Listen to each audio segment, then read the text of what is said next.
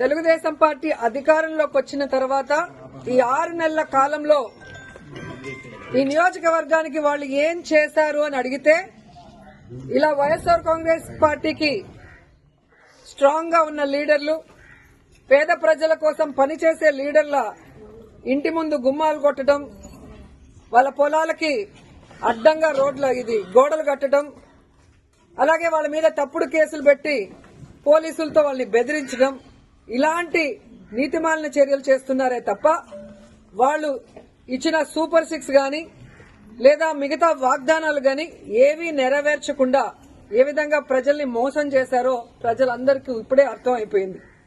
కానీ దురదృష్టం ఏంటంటే ఈ పంచాయతీలో తాగే నీళ్ల దగ్గర నుంచి ప్రజలకి అన్ని అందుబాటులోకి తీసుకొచ్చే సచివాలయం, ఆర్బీకే సెంటర్ అన్ని కూడా ఇక్కడ లీడర్లు వాళ్ళ ల్యాండ్ ఇచ్చి కట్టించి ప్రజలకు అన్ని అందుబాటులోకి తీసుకొచ్చారు.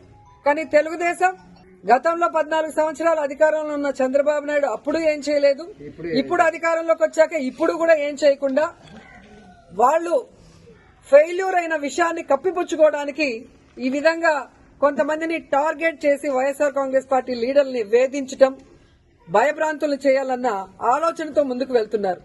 వాళ్ళు అర్థం చేసుకోవాల్సింది ఒక్కటే, మా నాయకుడు జగన్మోహన్ రెడ్డి గారు భయం అనేది ఆయన బ్లడ్ లో లేదు.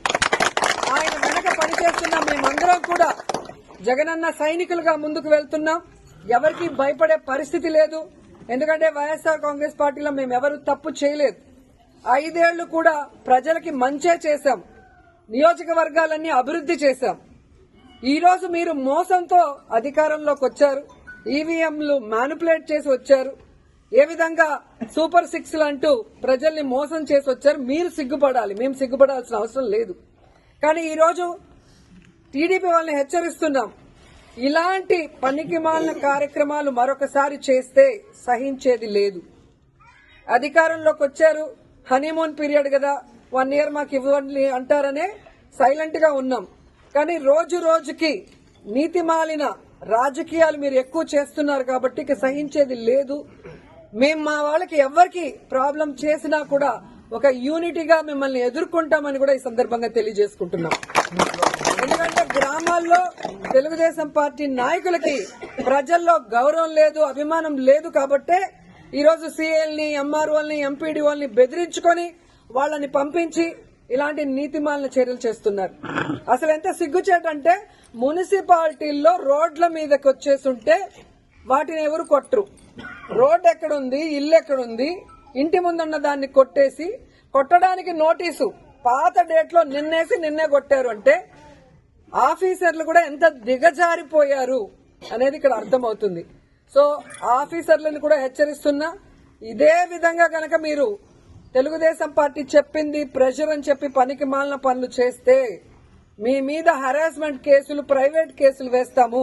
ప్రతి ఒక్కటి మా దగ్గర మీ మాట్లాడింది, మీరు ఇక్కడికి వచ్చి మీరు బిహేవ్ చేసింది, మీరు ఆ నోటీస్ అతికిచ్చిన డేట్, టైం అన్నీ కూడా మా దగ్గర ఉన్నాయి.